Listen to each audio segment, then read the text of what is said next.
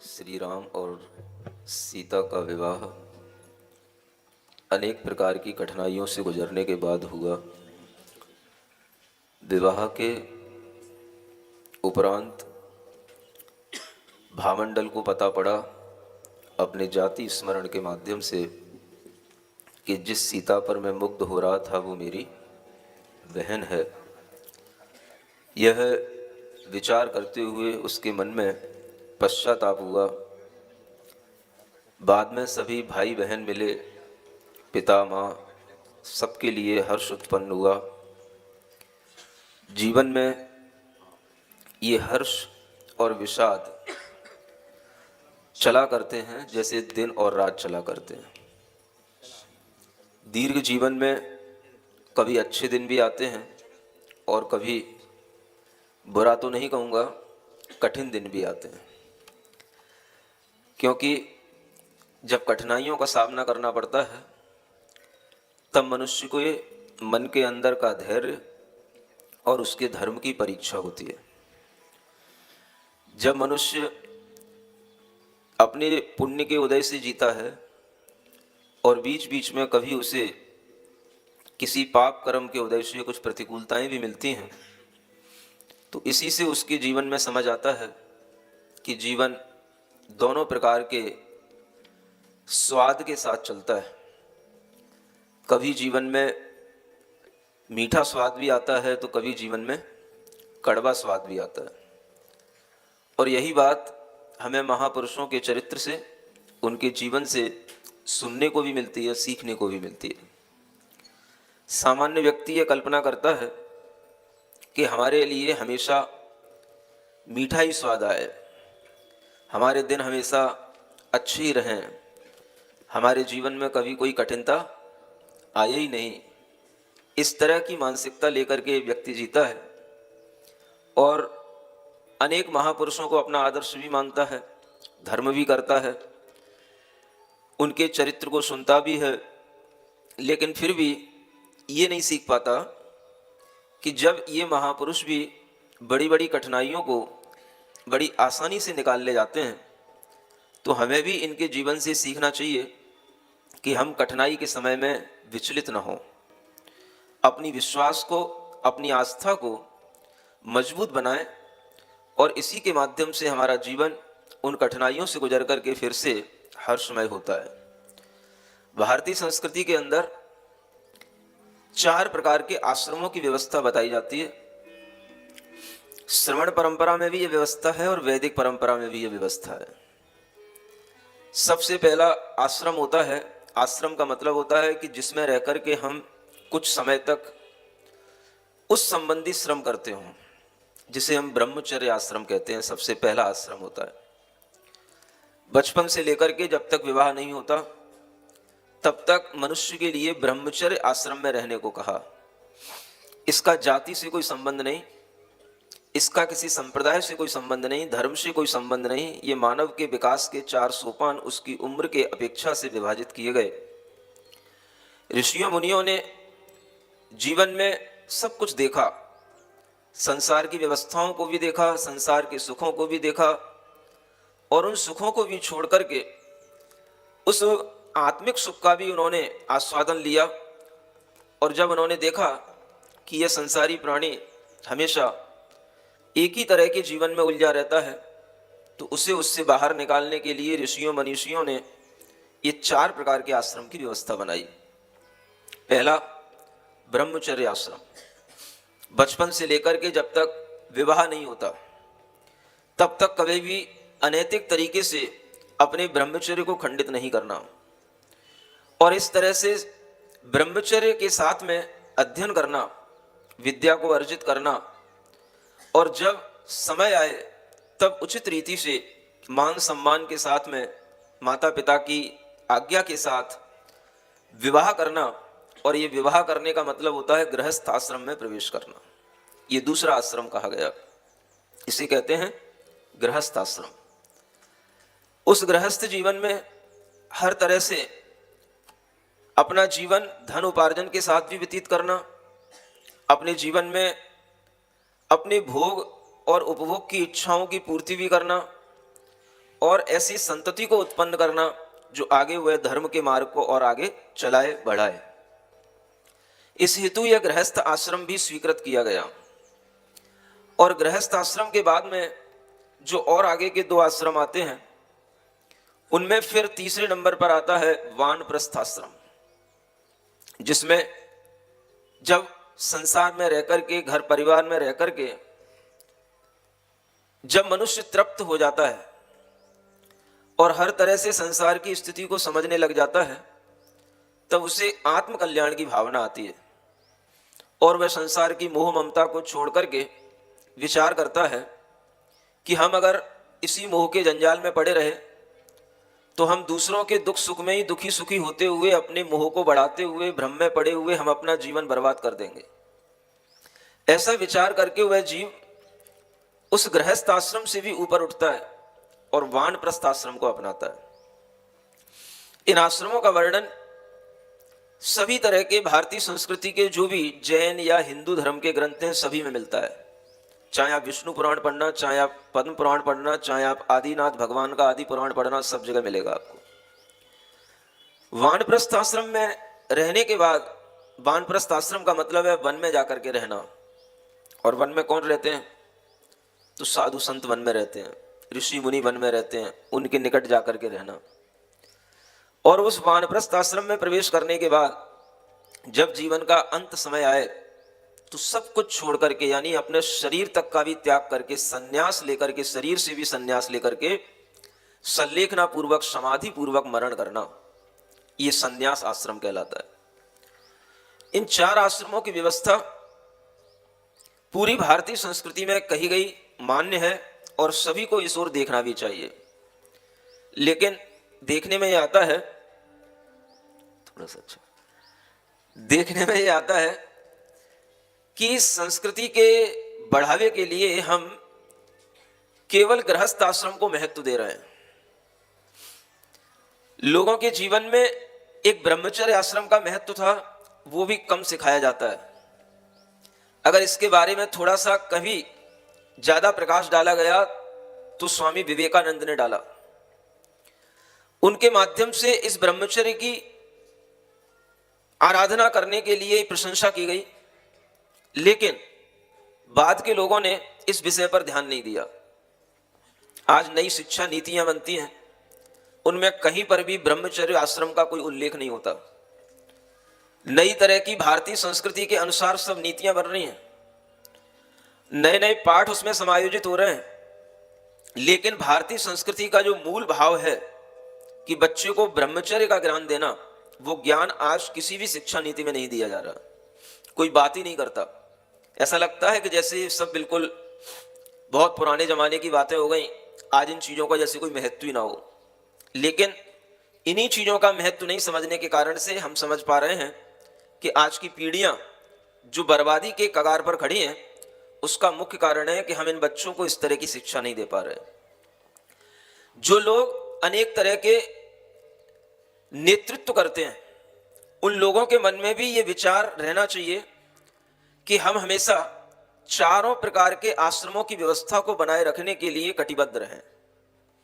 अभी कल ही मैंने एक समाचार सुना, जो आरएसएस के प्रमुख हैं, मोहन भागवत जी कहलाते हैं, उन्होंने गृहस्थ आश्रम पर जोर दिया। समाचार मिला कि गृहस्थ आश्रम के माध्यम से ही धर्म और देश की उन्नति होगी। हम अन्य आश्रमों को गौण क्यों करते हैं? यह विचार सुधीजनों को करना चाहिए। समाज का नेतृत्व करने वाले यदि ये प्रमुख लोग भी पूरी व्यवस्था जो भारतीय संस्कृति की है उसको सामने नहीं रखेंगे, तो उसका नतीजा क्या निकलेगा? लोग केवल गृहस्थ आश्रम में ही संतुष्ट होंगे, गृहस्थी बसाएंगे, गृहस्थी में बस बस करके ही मर जाएंगे। वो अपना ना आत्म कल्याण कर पाएंगे, ना ब्रह्मचर्य का पालन कर पाएंगे, ना कभी संन्यास आश्रम की ओर जा पाएंगे। मैं ये नहीं कहता कि उन्हें पता नहीं होगा, उन्हें हमसे ज्यादा ज्ञान होगा। उन्होंने सब पुराण पढ़े हैं, चाहे वो विष्णु पुराण हो, चाहे शिव पुराण हो, सब पुराण पढ़े हैं और हर पुराण में इन चारों आश्रमों का उल्लेख मिलता है। लेकिन फिर भी हम इन चीजों की चर्चा नहीं करते, हम इन चीजों पर जोर नहीं देते। गृहस्थ आश्रम के लिए तो हम बढ़ावा देते हैं, लेकिन कभी भी हम वानप्रस्थ आश्रम और संन्यास आश्रम की ओर नहीं जाते। शायद इसी की वजह से हम कभी भी अध्यात्म पुरुष नहीं बन पाते। मैं आपको एक बात बताना चाहता हूं कि श्रमण संस्कृति के अंदर जिस अध्यात्म की मुख्यता है, वो अध्यात्म जिस तरह से श्रमण संस्कृति के अंदर पाया जाता है, जैन संस्कृति के अंदर पाया जाता है, उस अध्यात्म को हमेशा जितने भी अच्छे अच्छे पढ़े लिखे लोग रहे हैं, चाहे वो महापुरुष पूर्व काल के हों, चाहे वो वर्तमान के हों, उन्होंने उस अध्यात्म को सराहा है। और वो अध्यात्म शुरू होता है संसार की तमाम मोह माया के जंजाल को छोड़ने से। इस अध्यात्म के प्रकरण को, वानप्रस्थ आश्रम संन्यास आश्रम के प्रकरण को हमें उस तरह से नहीं दिखाया जाता जिस तरह से हमें पुराणों में लिखा हुआ मिलता है। जैन पुराणों में इन सब आश्रमों की व्यवस्था और महापुरुषों ने इस आश्रमों में भाग लेकर के अपना जीवन जिया, यह बात भी उसी तरह से बताई गई है जैसे सब जगह पर उनके पूरे चरित्र का वर्णन किया जाता है। उसी तरह से उनका पूरा चरित्र अगर देखने को मिलता है तो हमें जैन रामायण के अनुसार देखने को मिलता है। दशरथ जी, जो राम जी के पिताजी, उन्होंने एक मुनि महाराज से अपने पूर्व भवों को सुना, भामंडल की कहानी को सुना। सभी भामंडल, सीता, राम सभी बैठ करके मुनि महाराज से अपने पूर्व जन्म के चरित्र सुनते हैं, पूर्व जन्म का वर्णन सुनते हैं। और उस वर्णन को सुनने के बाद में दशरथ जी को संसार की असारता का भान होता है। क्या है संसार में? हर जन्म में हम अपने नए नए संबंध बनाते हैं, उन्हीं संबंधों के मोह में अपना पूरा जीवन गुजारते हैं और अंततः हमारे हाथ में कुछ नहीं होता है, हमारा शरीर भी यहीं पड़ा रह जाता है। मेरा संस्कार केवल मोह का हमारी आत्मा के साथ जाता है। हम अपने आत्मज्ञान का संस्कार कभी अपनी आत्मा के साथ नहीं बना पाते। ये विचार उन दशरथ जी के अंदर आता है और इसी विचार के कारण से उनका मन बनता है कि हमने अपनी गृहस्थी का, अपने राज्य का सारा सुख भोग लिया। चार चार रानियां हैं, चार चार बेटे हैं, सबकी बहुएं हैं, भरा पूरा परिवार है, सबके बच्चे हो रहे हैं, सब कुछ हो रहा है, हमारा राजपाट सब चल रहा है, लेकिन हम इसमें कब तक लगे रहेंगे? राजगद्दी का त्याग कर पाना, ये त्याग का पाठ सीख पाना, ये बहुत बड़ी सीख होती है। और ये सीख भीतर की बहुत बड़ी आत्मशक्ति के माध्यम से सामने आती है। त्याग का पाठ अगर हम इस दुनिया को नहीं सिखा पाए और इन महापुरुषों के चरित्र से अगर किसी ने त्याग करना नहीं सीखा, तो बिना त्याग के इस भारतीय संस्कृति में कभी भी इसके विकास की कल्पना की ही नहीं जा सकती। राजा दशरथ विचार करते हैं कि हमने अपने जीवन में सब कुछ कर लिया और जब हमने अपने पूर्व जन्मों को भी देख लिया, मुनि महाराज से सुन लिया, तो उनके मन में विचार आता है सही समय है यह, जब हम अपने बड़े पुत्र को, मेरा पुत्र बड़ा हो गया है, योग्य है, और बड़े पुत्र को राजपाट देना यह पिता का कर्तव्य है। जिंदगी भर एक ही गद्दी पर बैठे रहना, जिंदगी भर एक ही पद को संभालते रहना और उस पद के व्यामोह के कारण से किसी को चांस नहीं देना, ये जो आज देखने में आ रहा है, ऐसा पहले नहीं हुआ करता था। पहले के लोग भोग के साथ त्याग को भी उतना ही महत्व देते थे और त्याग जिनके जीवन में समाया रहता है, वो कभी अनीति अन्याय नहीं कर पाते। वो पदों की आकांक्षाओं में अपना समय नहीं गुजारते और पदों की आकांक्षाओं में मरते नहीं हैं। आज के लोग जिस पद पर बैठ जाते हैं, उस पद से हटने का नाम नहीं लेते। अगर उन्हें हटा भी दिया जाता है तो उन्हें सहन नहीं होता है, चाहे भारत हो, चाहे अमेरिका हो, चाहे चीन हो, चाहे जापान हो। आप देख रहे हो, सब लोग पद के लिए लड़ते हैं, अध्यक्ष हो, प्रधानमंत्री हो, सब पद के लिए लड़ते हैं। अमेरिका की बात कहें, कुछ साल पहले जब चुनाव हुआ था, ट्रंप को हटाया गया था। हटाया क्या गया? हटना पड़ा, लेकिन हटने को मंजूर नहीं था उसके लिए। लेकिन चुनाव हुए, दूसरा जीता, हटना पड़ेगा, मुश्किल से हटा। मानसिकता समझ में आती है कि आदमी हटना नहीं चाहता। चीन में भी यही हाल है, उसने आगे के लिए अपनी व्यवस्था बना ली जिनपिंग ने। और इस तरह की चीजों को देख करके लगता है कि कोई भी मंत्री, कोई भी संतरी जब तक अपने पदों पर काबिज होकर के बैठता है और किसी को मौका देने के लिए तैयार नहीं होता है, तो उसी से समझ में आता है कि हमारे उद्देश्य में आध्यात्मिकता कहीं से कहीं तक नहीं है। अगर व्यक्ति के जीवन में आध्यात्मिकता नहीं होगी, उसका जीवन अधूरा रहेगा। जीवन की पूर्णता गृहस्थी का त्याग करके, पदों का त्याग करके, वानप्रस्थ आश्रम को अपना करके अध्यात्मनिष्ठ होने से आती है। और इस पूर्णता का चित्रण अगर हमें कहीं मिलता है, तो मैं प्रशंसा के साथ नहीं कह रहा हूं, वास्तविकता के साथ कह रहा हूं, ये मुझे केवल जैन दर्शन में ही मिलता है। क्योंकि पूर्णता का वर्णन नहीं मिलता। आपने सब तरह की रामायणें देखी होंगी, कहीं दशरथ के जीवन का अंत नहीं दिखाया जाता। आपने अपने अनेक तरह के महापुरुष देखे होंगे, कहीं उनके जीवन का अंत नहीं दिखाया जाता। चाणक्य का अंत क्या हुआ, चंद्रगुप्त मौर्य का अंत क्या हुआ, किसी को नहीं पता। सिर्फ राजत्व का काल उनका दिखाया जाता है और उसी राजत्व के काल में हम उन्हें भगवान के रूप में स्वीकार करके वहीं पर इतिश्री कर देते हैं।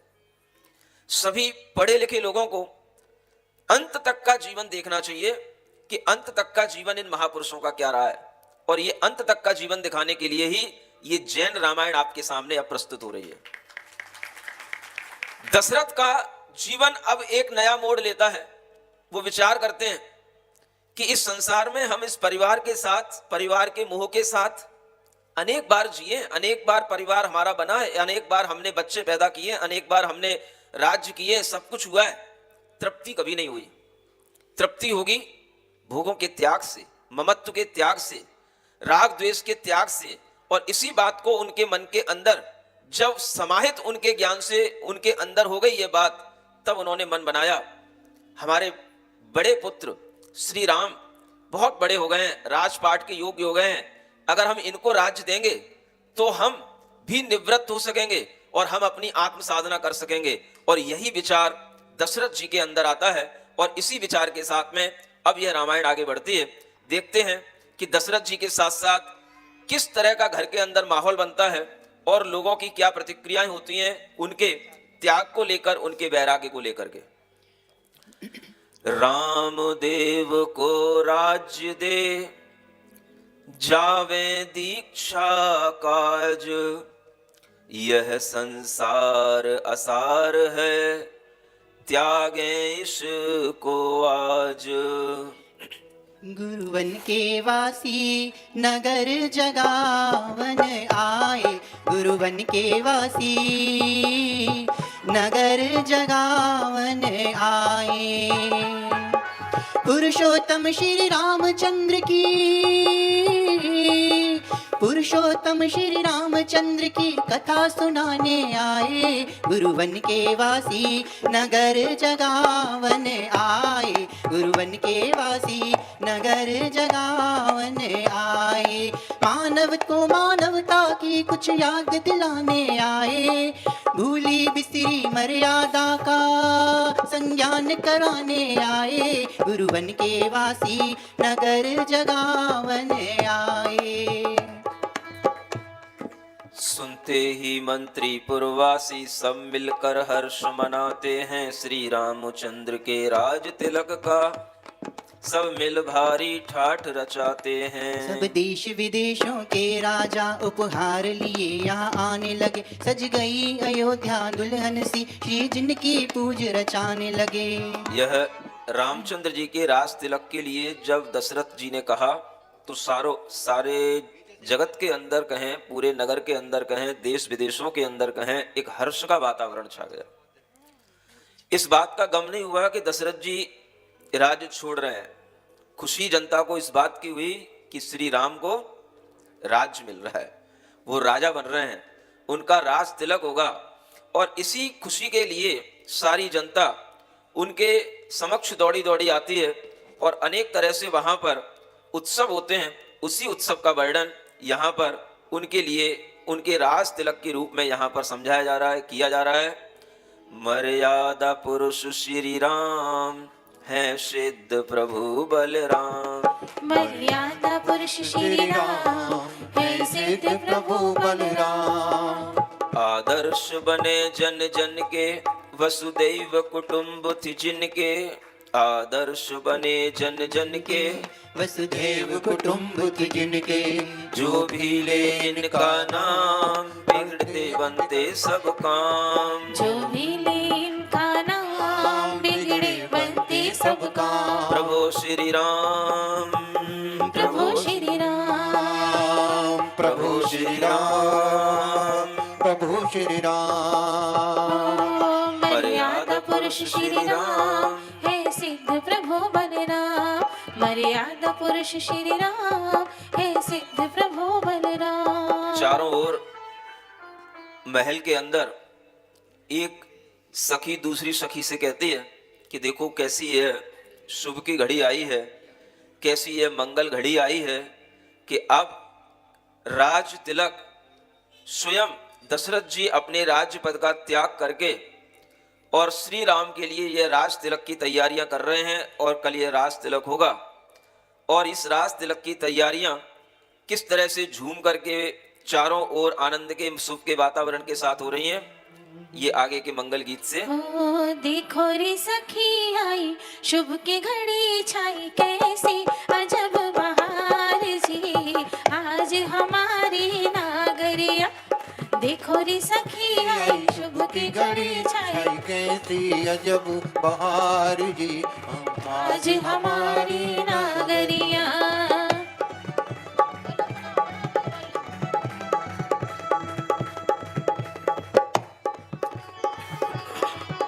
सभी अपने दोनों हाथों को खोलकर प्रभु राम की भक्ति करेंगे। बहुत बड़ा भजन है, बड़ा पूरा करो। श्री राम के राज तिलक की देखो धूम मची है भारी। राजा बन गए युवराज हमारे, नाचो दे दे ताली। ओ नाचो दे दे थाली, सब मिल गाए सखी रे हर्ष गाए। अर झूम उठे नर नारी कर में लेकर के अब बांसुरिया। आज देखो रे सखी आई, शुभ की घड़ी छाई, कैसी अजब बहार जी आज हमारी नागरिया।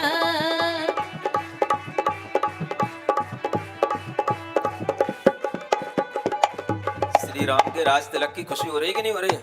हो रही है। हाँ तो हर्षित होकर के पूरा करो। हाँ। सीता का श्रृंगार बनाओ, माथे बिंदिया लगाओ, मोतियन मांग भरो अब सजनी, हाथों में मेहंदी रचाओ, हाथों में मेहंदी रचाओ। कैसी छवि है बनी जैसे सांचे में ढली, सब सखियां मोहित आज रे देख सिया की सूरतिया। देखो रे सखी आई, शुभ की घड़ी छाई, कैसी अजब बहार जी आज हमारी नागरिया।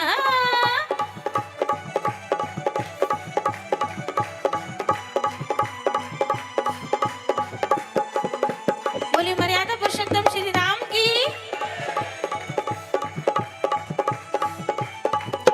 राम प्रभु दरबार पधारे, देखे प्रजा सारी, जैसे इंद्र आए पृथ्वी पर, शोभा है अति भारी सखी रे, शोभा है अति भारी। माथे मुकुट सजे रवि बिंब लजे, सब मोहित सुर नर आज रे देख राम की मूर्तिया।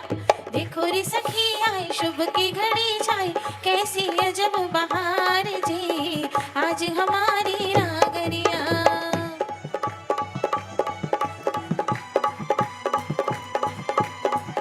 श्री राम को भी सजाया जा रहा है, सीता का भी श्रृंगार किया जा रहा है, मेहंदी लगाई जा रही है, अच्छे अच्छे आभूषण पहनाए जा रहे हैं और श्री राम जी को भी दरबार में बुलाया जा रहा है, वो पधार रहे हैं। आप लोग आनंदित रहें। रत्न माल गल बीच विराजे, कानन कुंडल भारी, कांधे धनुष कर में मुझ बंधन, नीलांबर के धारी सखी रे नीलांबर के धारी। हर्षित है सभी होए तिलक अभी, दासी को भी खुशी अपार जी देख राम की सूरतिया। देखो रे सखी आई, शुभ की घड़ी छाई, कैसी अजब बहार जी आज हमारी नागरिया।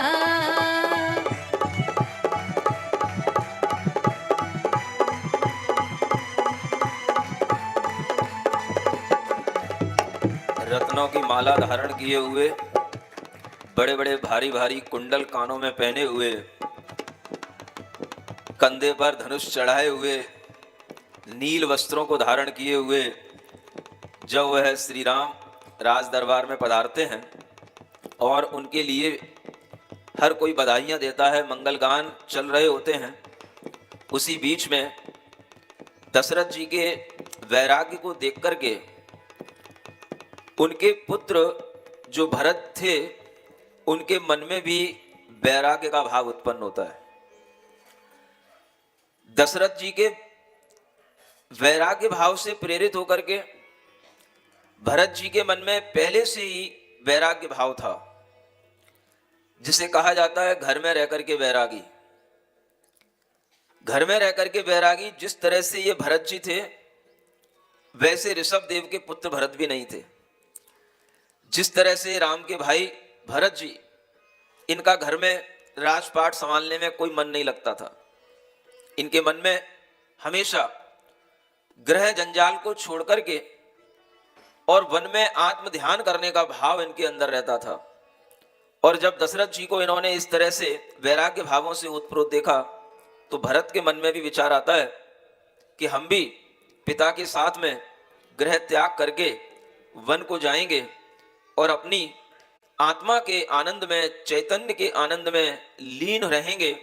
इस संसार की विषय वासनाओं से अपने संस्कारों को मिटाएंगे। ऐसा विचार जब आता है तब देखो माहौल में कैसा खलल पड़ता है। दशरथ जी के जब हुए वन जाने के भाव, उदासीन हो भरत भी ले मन दीक्षा चाव। रानी के कई सोचती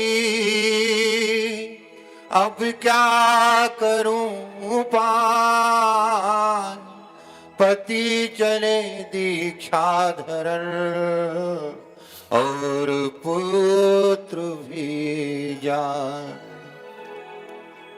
कैकेयी के पुत्र भरत जी थे, सबको ज्ञात है। अब कैकेयी के मन में विचार आता है कि मेरे पति भी ग्रह छोड़ करके जा रहे हैं और मेरा पुत्र भी उतावले दिखा रहा है कि वो भी ग्रह त्याग करके जाएगा। अब मैं रहूंगी किसके सहारे, किसके लिए जीऊंगी? ये विचार कैकेयी के मन में आता है कि अब मेरे लिए जीने के लिए कुछ भी नहीं और इस पुत्र के सहारे मैं जीती, लेकिन ये पुत्र भी ग्रह त्याग करके जा रहा है। ऐसा विचार जब कैकेयी निरंतर करती है तो उसके मन में एक विचार आता है कि मैं कुछ ना कुछ उपाय जरूर करूंगी, मैं इस तरह से अनाथ होकर के जीवन नहीं जीऊंगी। वह मन में विचार करते करते सोचती है कि एक बार एक युद्ध हुआ था और उस युद्ध में यह कैकेयी युद्ध कला में निष्णात थी। दशरथ के साथ इसने युद्ध किया था और यह दशरथ की सारथी बनी थी। सारथी समझते हो? जैसे अर्जुन के सारथी श्री कृष्ण थे, ऐसे सारथी बनकर के इसने युद्ध लड़ा था। युद्ध के मैदान में रथ को घुमाया था और अपनी कलाओं से इसने उस समय पर दशरथ जी को युद्ध जिताया था। तब से दशरथ जी इस पर बहुत प्रसन्न थे और दशरथ जी ने कहा रखा था इससे, बता तेरे लिए क्या वरदान दूं, तेरे को क्या दूं, तुझे क्या चाहिए?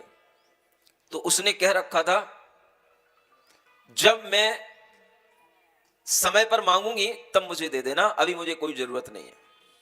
ये वरदान दशरथ जी ने उस कैकेयी को दे दिया था और उसी वरदान की उस कैकेयी को याद आती है और उस वरदान को मन में विचार करके वह दशरथ जी के लिए क्या मांगती है, उनके समक्ष उनसे क्या निवेदन करती है, यह विचार सामने आता है।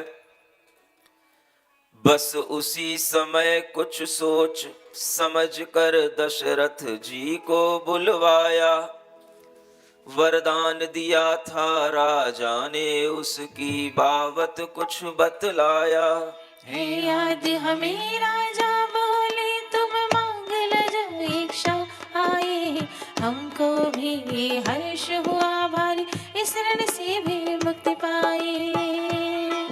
जब दशरथ जी ने कहा कि मुझे याद है कि मैंने तुम्हें वरदान दिया था, मैं क्षत्रिय पुरुष हूं, वचन दिया था, उस वचन का निर्वाह करूंगा, तुम मांगो तुम्हें क्या मांगना है। तब रानी कैकेयी उनसे सबसे पहले तो यह कहती है कि आप मुझे छोड़कर के वन में जाने की क्यों आपने ठान ली। पहले तो आप मुझे ये बताओ, मेरा क्या कसूर है, मैंने आपको कौन से दुख दिए हैं, आप मुझे छोड़ करके वन में क्यों जा रहे हो।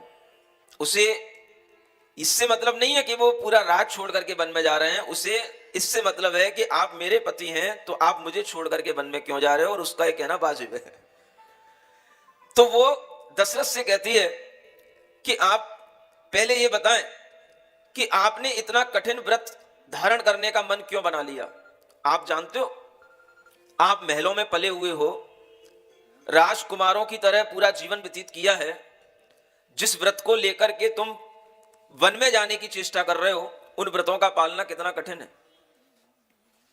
सर्दी, गर्मी, बरसात बिना कपड़ों के सहन करना, एक बार भी भोजन मिल जाए वो भी बहुत बड़ी बात है, उस एक बार भोजन करके पूरा 24 घंटे जीना, अनेक तरह के जंगलों में होने वाले पशु पक्षियों के उपसर्गों को सहना, किसी भी प्रकार की वहां पर कोई सुविधाएं नहीं होती, और ऐसी दीक्षा लेने के लिए आपका मन बना है। इतना कठोर व्रत आपने क्यों लिया, आप हमारे प्रति इतने कठोर क्यों हो रहे हैं। ये निवेदन कर रही है पहले कैकेयी दशरथ जी से। सुनो राय प्राणनपति, हो गया कौन कसूर, हमें छोड़ कर जा रहे आप वनों में दूर। कहत सुनत आए अखियों में पानी, राम कहानी सुनो रे राम कहानी, राम कहानी सुनो रे राम कहानी। श्री राम जय जय राम, श्री राम जय जय राम, श्री राम जय जय राम, श्री राम जय राम।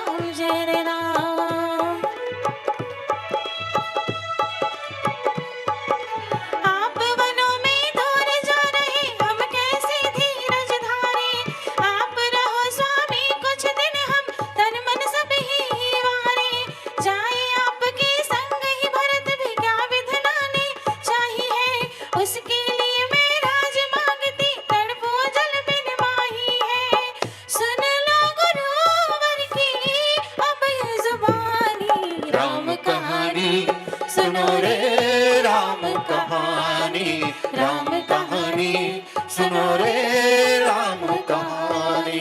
श्री राम जय जय राम, श्री राम जय जय राम, श्री राम जय जय राम, श्री राम जय राम। कैकेयी ने उस समय पर यह नहीं कहा था कि रामचंद्र जी को वनवास हो जाए। आप ध्यान रखना, जैन रामायण में किस तरह से प्रस्तुति हो रही है, इससे सभी सुधी जन अच्छे ढंग से विचार करके इस प्रसंग को समझें।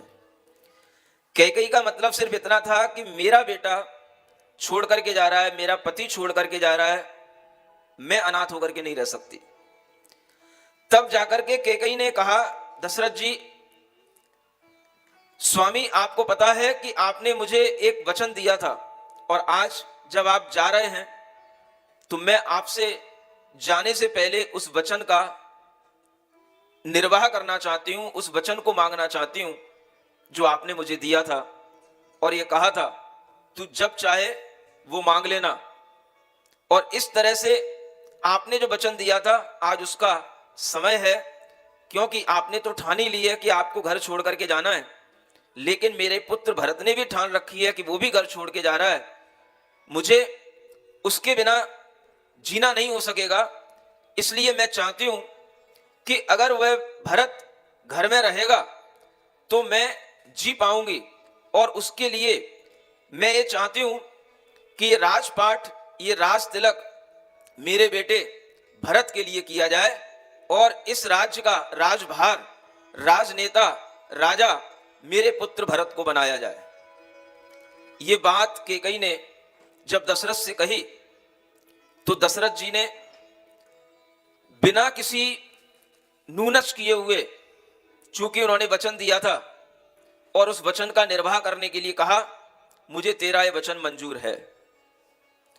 और उस वचन को मंजूर करके उन्होंने विचार किया कि जब मैं यहां से चला जाऊंगा और राजपाट भरत के लिए दे करके जाऊंगा, तैयारी श्री राम की चल रही थी, तो लोग क्या कहेंगे।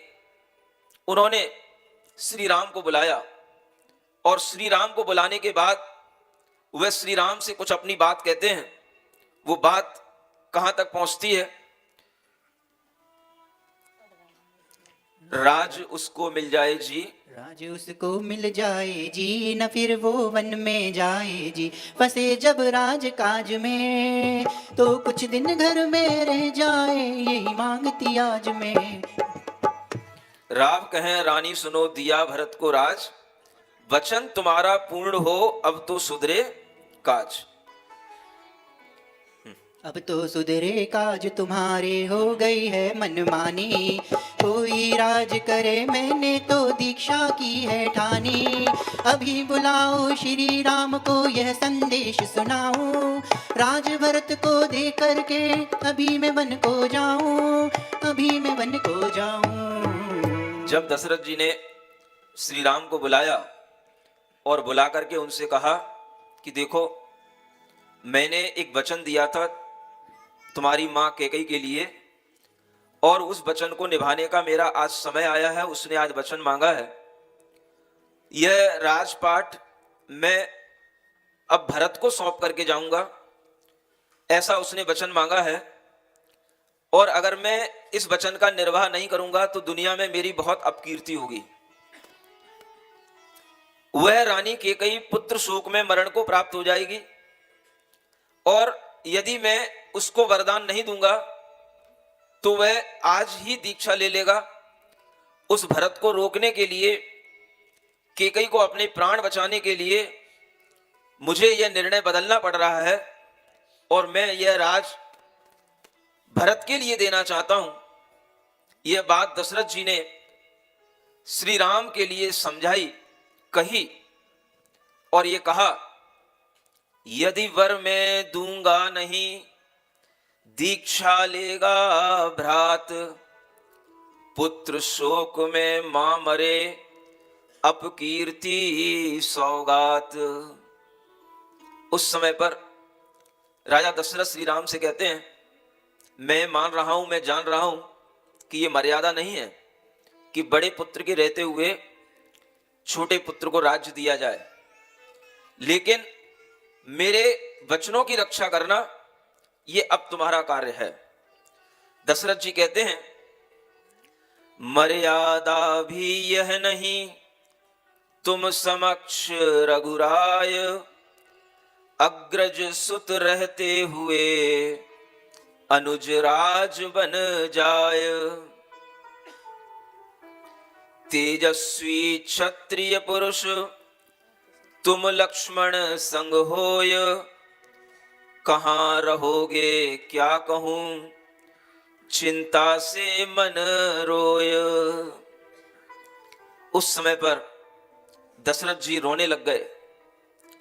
यद्यपि वह घर बार छोड़ करके जाने वाले थे, लेकिन फिर भी उनका वह त्याग उनकी खुशी खुशी नहीं हो पाया, और उनके मन में विचार आया कि देखो, बड़े पुत्र के लिए राज की तैयारियां होते होते यह विघ्न आ गया।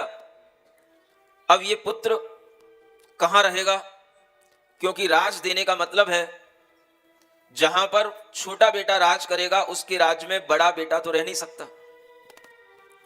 जितनी जमीन, जहां तक यह धरती फैली हुई है, जहां तक हमारा राजपाट है, उस राजपाट के अंदर, उस राज्य के अंदर ये बड़ा पुत्र श्री राम रह नहीं पाएगा। तो अपने आप इनडायरेक्टली उनके लिए कह दिया गया कि बड़े पुत्र के लिए कह दिया गया कि तुम्हें कोई ऐसी जगह ढूंढनी पड़ेगी जो इस राज्य की सीमा से बाहर हो। बेटा, तुम कहां रहोगे, कैसे रहोगे, ये मैं नहीं कह सकता, लेकिन यह निर्णय जो रातों रात बदल गया है, और इस निर्णय को बदलने से जो तुमको दुख हो रहा, हमको दुख हो रहा है, दुनिया को दुख हो रहा है, वो मैं समझ रहा हूं, लेकिन यह निर्णय हमें अपने बच्चों की रक्षा करने के लिए लेना है। और मैं मानता हूं कि तुम इस निर्णय में किसी भी तरह से असफल नहीं होगे और इसका विरोध नहीं करोगे। उन श्री राम ने जब ये वचन सुने तो वह पिता के चरणों में गिर पड़े, नमस्कार करके प्रणाम करके कहने लगे, वह पुत्री क्या जो पिता की और पिता के यश की रक्षा ना कर पाए। मैं अगर आपका पुत्र हूं तो मैं आपके इस सत्य वचन की रक्षा करूंगा और जैसा आप कह रहे हो मैं वैसा ही करूंगा, एक रत्ती भर भी उसमें कम नहीं होगा, आप बिल्कुल निश्चिंत रहें। पुनाति त्रायते चायम पितरम येन शोकते एतत् पुत्रस्य पुत्रत्वं प्रवदन्ति मनीषिण। श्री राम कहते हैं पुत्र की परिभाषा ही यही है, जो पिता की रक्षा करे, पिता को पवित्र करे और जिसके कारण से पिता के लिए कभी शोक उत्पन्न न हो, पुत्र उसी का नाम है। और आज मुझे अपने उस पुत्रत्व का वहन करने का आपने एक मौका दिया है। मेरे लिए ये सौभाग्य की बात है कि मैं आपके वचनों की रक्षा करूंगा और इस राजपाट को भरत को देकर के आपके वचनों की रक्षा करने के लिए मैं इस जमीन से, इस धरती से, इस वसुंधरा से इतनी दूर चला जाऊंगा जहां पर ये भरत की सीमा, भरत के राजपाट की कोई सीमा नहीं लगेगी। ये विचार जब राम जी ने दशरथ जी को दिया तो उस समय पर दशरथ जी मोह से अश्रुपात भी करने लगे, उनके मन के अंदर व्याकुलता भी बढ़ने लगी और सारा जो एक माहौल प्रसन्नता का था वो सारा का सारा माहौल एकदम से बदल जाता है। और कहा जाता है जो होनी होकर रहती है यही जिनवाणी कहती है। देव भी हार गए हैं, वे ही उतरे भव सागर से जो मन मार गए हैं। अरे वे ही उतरे भव सागर से जो मन मार गए हैं। बुलाकर राम को दशरथ ने सारा हाल बतलाया, राज होगा भरत को ही ये सब कर्मों की ही माया। समय बीता बहुत मैंने दिया था एक वचन बेटा, तुम्हारी बात कह कही को तुम्हारा भाग्य था हेठा। धरोहर था धरा उसने नहीं उस वक्त कुछ मांगा, कर्म ने आज जो चाहा भरत को राज है मांगा। अजब उलझन पड़ी मुझको राज के तुम हो अधिकारी, वचन पूरा करो दासी पड़ी ना झूठ का साया। श्री राम ने सुन लिया दशरथ जी से हाल, कहने लगे हम जाएंगे दक्षिण दिश फिलहाल। और वह दक्षिण दिशा की ओर जाने का अपना मन बना लेते हैं। सारा राजपाट जहां भरत की सीमा तक चलता है उसके आगे विंध्याचलों की ओर उनका जाने का मन बनता है।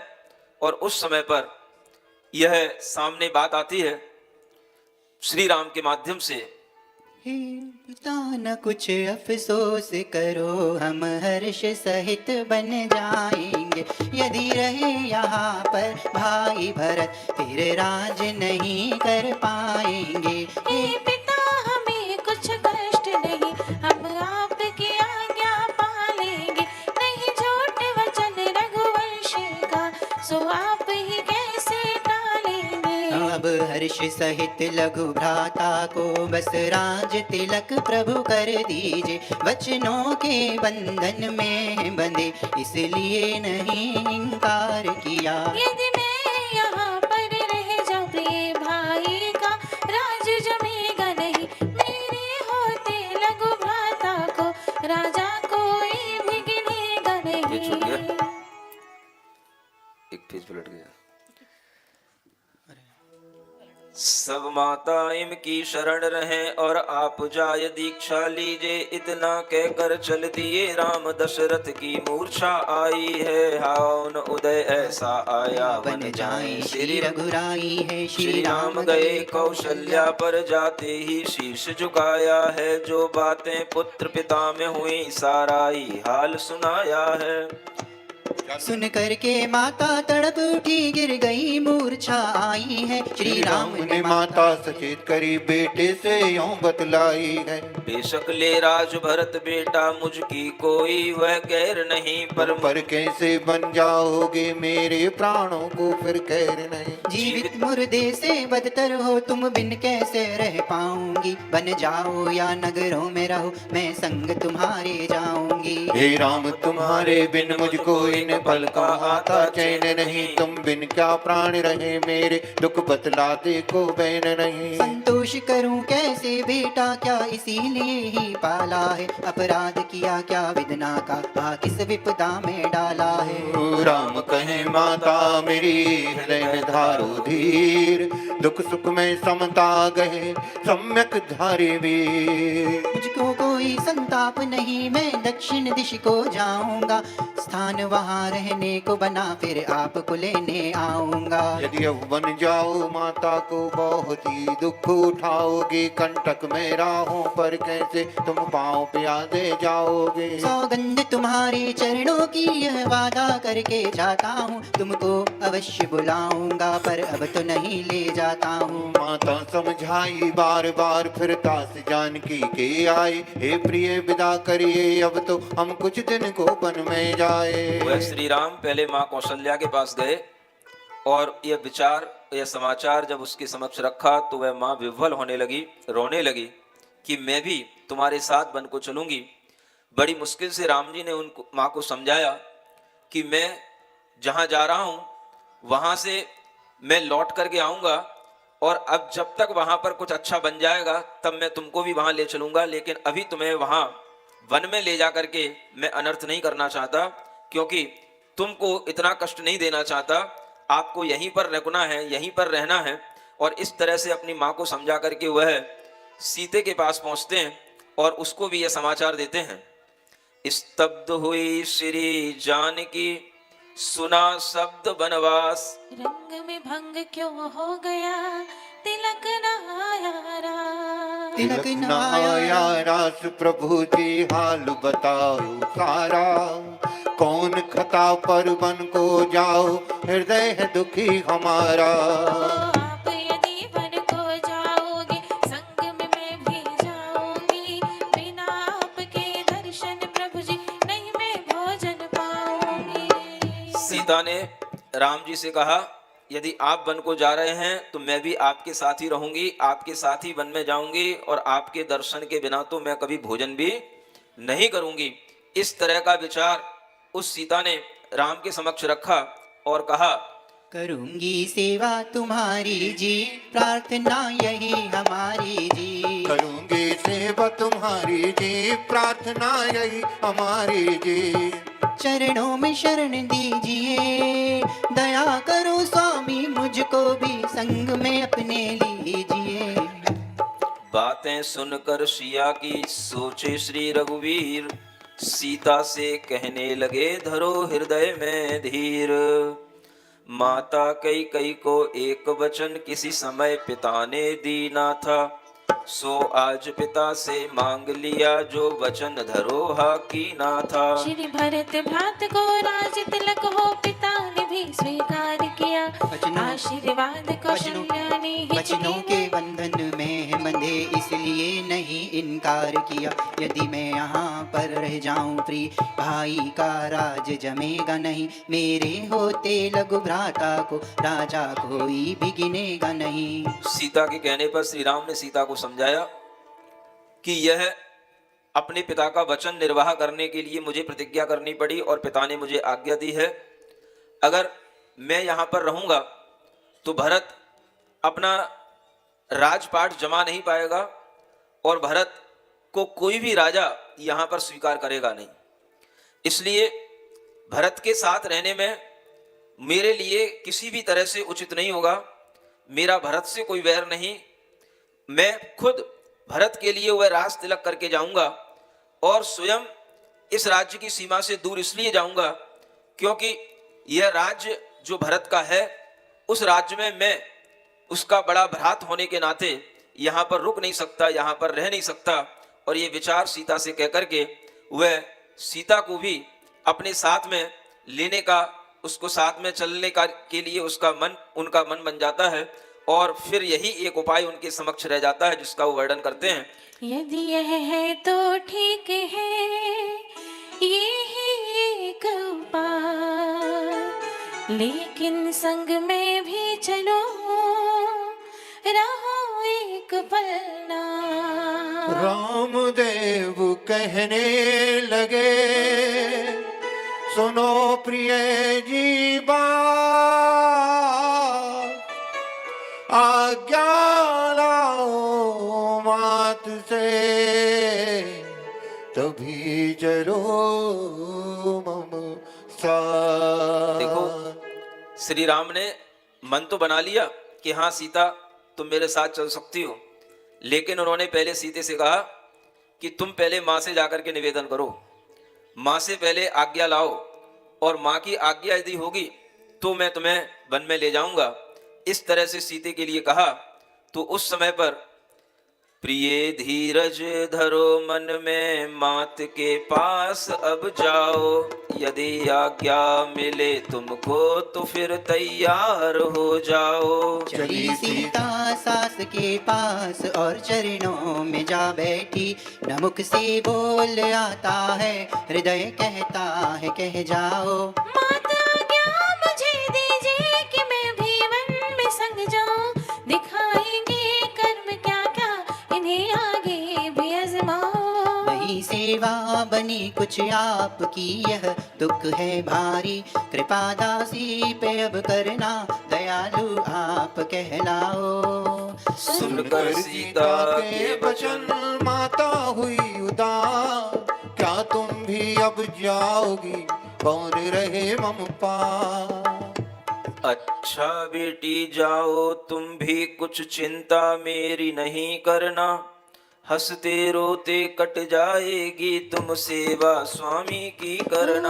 आज्ञा पाकर जान के उठे चरणों में, मस्तक नाया है, आंखों से नीर हुआ जारी, रुदन मचाया है। और इस तरह से सीता जब जाने को तैयार हो गई राम जी के साथ में, तो जब लक्ष्मण जी थे उन्होंने जब समाचार सुना, तो जरा देखिए उनके साथ भी क्या हाल होता है। उधर लक्ष्मण ने सुना राम चले वनवास, शीघ्र पास आए तभी होते बहुत उदास।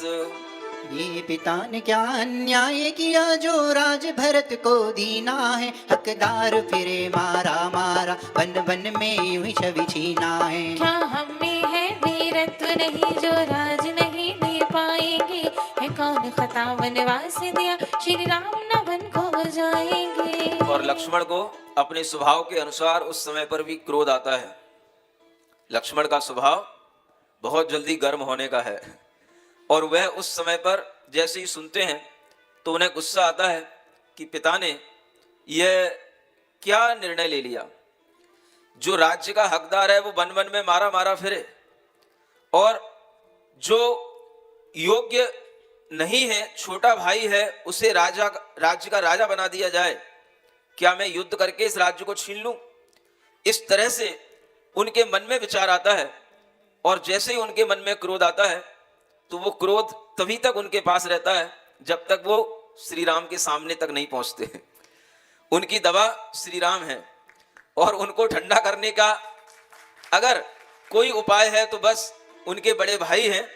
तब राम उनको समझाते हैं, राम कहें समझाए कर, करो न कुछ अफसोस, खता किसी की भी नहीं, सब कर्मों का दोष। लक्ष्मण ने कहा, संग चलूंगा नार, आप बिना जीवन मेरा, जो दीपक बिन बाती। इतना कहकर श्री लखन गए मात के पास, राम संग पन जान की उनसे अरदास। और वह लक्ष्मण जी अपनी माँ सुमित्रा से आज्ञा लेने के लिए जाते हैं कि अगर ऐसी बात है तो आपके बिना मेरा जीवन नहीं है, मैं आपके ही साथ रहूंगा।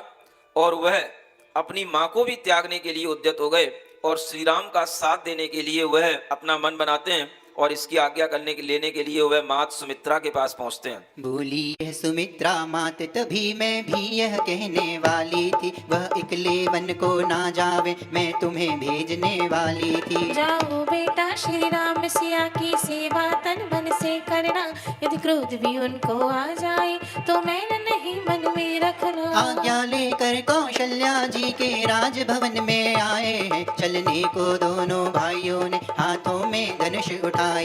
आशीर्वाद कौशल्या ने हिचकी भर भर के दीना है, आगे है राम पीछे लक्ष्मण और सिया को लीना है। इंद्राणी संबन को जाती नीचे को दृष्टि लगाई है, माता के अंतिम चरण छुए नैनों में नीर भर लाई है। माताओं पिताजी से मिलकर फिर भरत जी को समझाया है, कुछ दिन में वापस आ जाए तुम धैर्य धरो बतलाया है। जिस समय अयोध्या से निकले लाखों नर नारी संग में थे, समझाते सबको बार बार वह संग छोड़ नहीं जाते थे। और धीरे धीरे समझाते हुए वह अपने भाई भरत को भी समझाया उन्होंने। वो भरत भी उस समय पर रोने लगे और भरत जी कहने लगे कि मैं ये राजपाट करने के लिए तैयार नहीं हूँ, मुझे तो ये राजपाट छोड़ करके वन में जाना था, ये मेरी माता कैकेयी ने मेरे साथ क्या कर दिया।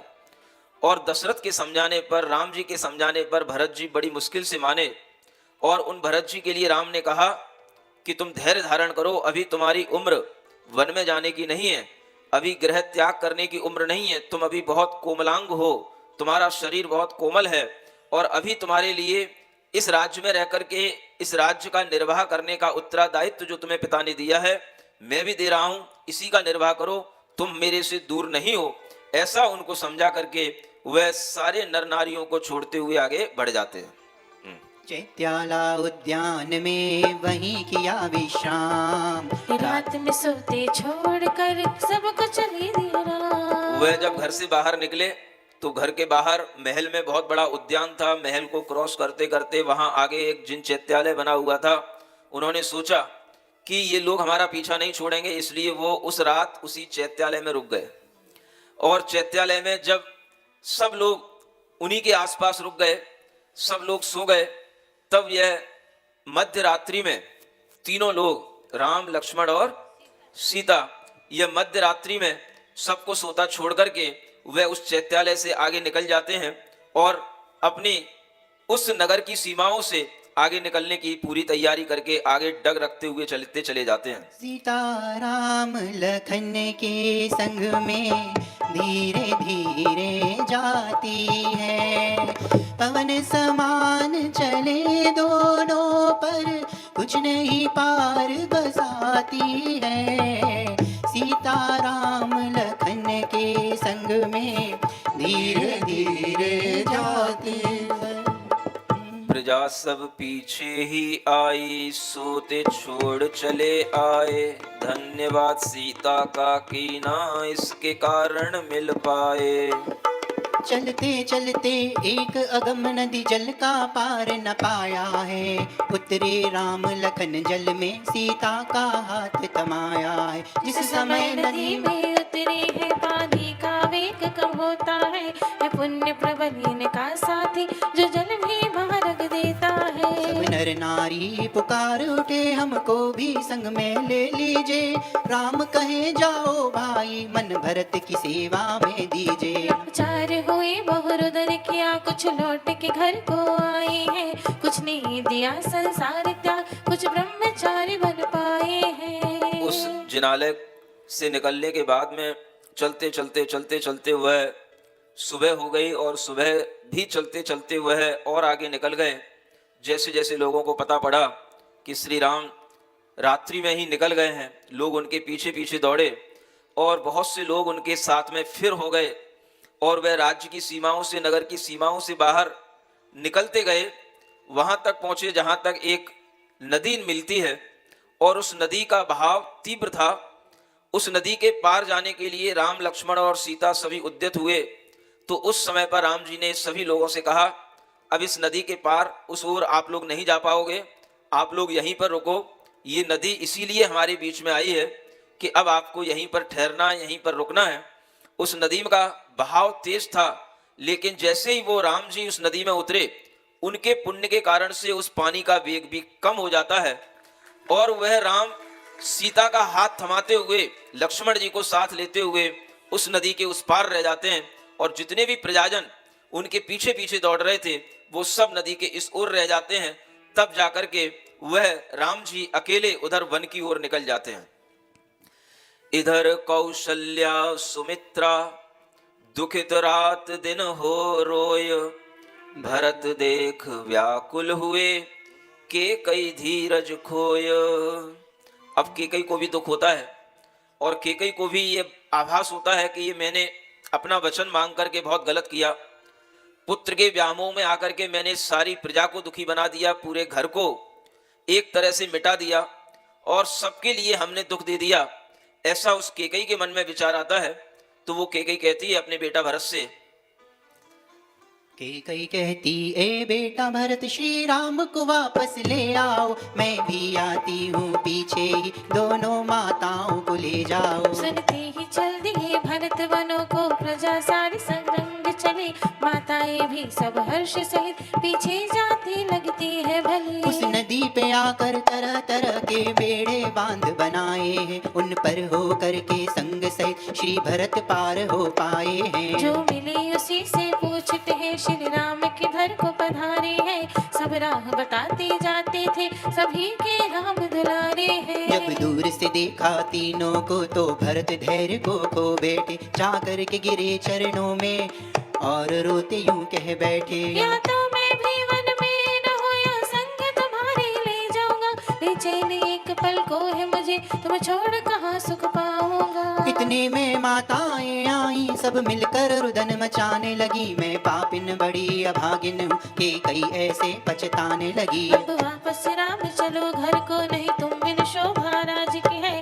अब क्षमा करो मुझको बेटा, अब चिंता तुम्हारे ताज की है। श्री राम ने उठ कर के कई के चरणों में मस्तक नाया है, एक माता क्षमा मांग के क्यों बेटे को पाप लगाया है। मैं तो चरणों का सेवक हूँ बालक, पर कृपा करो माता, बचनों की रक्षा करने गए, आदेश पिता का गए माता। महाराज पिता ने भरत को दिया, मैं भी तिलक कर देता हूँ, अब राज करो कुछ दिन भाई, है आज्ञा तुमको देता हूँ। कुछ अवधि बीते आऊंगा, यह सत्य वचन मानो भ्राता, सेवा तन मन से कर लीजिए, तुम पे छोड़ी तीनों माता। ऐसे समझा कर भरत और माताओं को वापस कीना, वे दुखित हृदय लेकर आए और राज भरत ने आ लेना। हृदय राज में लगता नहीं, तन मन वैराग्य समाया रहे, किस दिन दीक्षा धारण में करूं, बस यही ध्यान लगाए रहे। जिस दिन वापस दोनों भाई हाँ अवधपुरी में आएंगे, यह अटल प्रतिज्ञा है मेरी, हम शीघ्र ही वन को जाएंगे।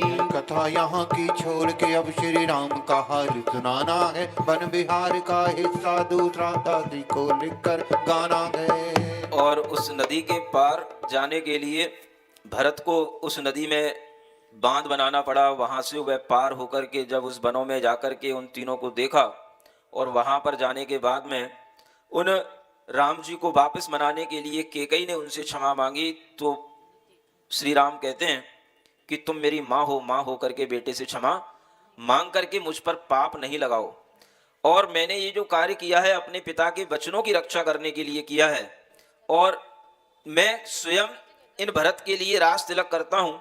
और उन्होंने वहीं पर उनके लिए रास तिलक किया और कहा मैं कुछ दिनों बाद फिर वापस आऊँगा। ये एक बात विशेष रूप से ध्यान रखने की है कि यहाँ कोई ऐसा 14 वर्ष का उनके लिए वनवास नहीं दिया गया। वो श्री राम खुद अपनी इच्छा से वन में गए, पिता के वचनों की रक्षा करने के लिए वन में गए। केकई ने उनसे ये नहीं कहा कि तुम्हें 12 वर्ष के लिए वन में जाना है। केकई ने तो केवल अपने पुत्र के लिए राज्य मांगा, और जब पुत्र के लिए राज्य मांग लिया तो ये घटना अपने आप घटी गई, क्योंकि पुत्र के राज्य में वह बड़ा भाई रह नहीं सकता था। इसलिए वह बड़े भाइयों को श्री राम और लक्ष्मण दोनों बड़े थे, उनको जाना पड़ा और इस कारण से वह वन की ओर गए। और वन की ओर जाते हुए भी उन्हें वहां पर इतने वर्ष लग गए, ये अलग बात है, लेकिन कैकेयी ने जैन रामायण के अनुसार उन्हें 14 वर्ष का कोई वनवास नहीं मांगा। ये भी आप लोगों को एक विशेष बात ध्यान रखनी है कि कैकेयी ने राम का वनवास नहीं मांगा था, कैकेयी ने केवल अपने भरत के लिए, पुत्र के लिए राज्य मांगा था और उसी राज्य के लिए उन्हें वन जाना पड़ा। ये बात अलग है, ये बात सभी के दिमाग में रहे तो आप इस जैन रामायण को एक और अच्छी दृष्टि से देख सकते हो और विचार कर सकते हो कि हाँ, ये बात काफी उचित लगती है कि नहीं लगती है।